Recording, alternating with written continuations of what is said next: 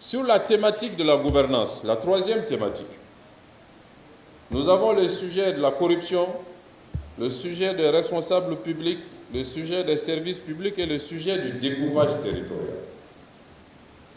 Sur la corruption,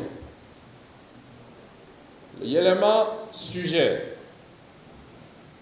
que nous institutionnalisons le système des lanceurs d'alerte.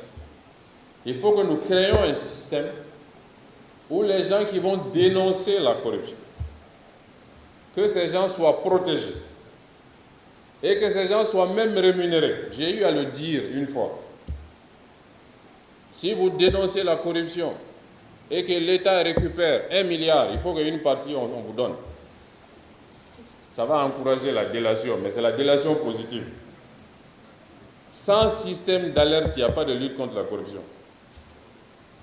Parce que les pratiques sont tellement cachées, les gens sont devenus tellement experts dans le vol, que si ce n'est pas leurs proches pour les dénoncer, il va être difficile de les attraper.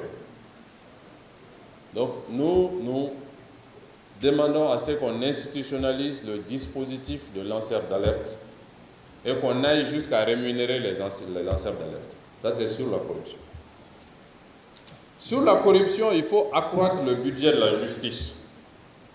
Avec la justice telle qu'on l'a aujourd'hui, on ne peut pas faire grand-chose.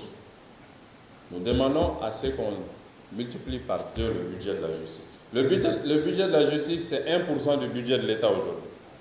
Troisième élément, rendons la justice plus indépendante. À ce titre, que le président de la République ne préside plus le Conseil suprême de la magistrature. Laissons, comme je l'ai dit sur les militaires là, laissons les magistrats eux-mêmes gérer leurs affaires. Faisons-leur confiance, mettons en place des garde-fous, mais limitons les implications du politique dans le processus judiciaire. Faisons en sorte que les déclarations de patrimoine, dont on parle régulièrement mais qui ne sont jamais entrées en vigueur, que les déclarations de patrimoine soient une réalité.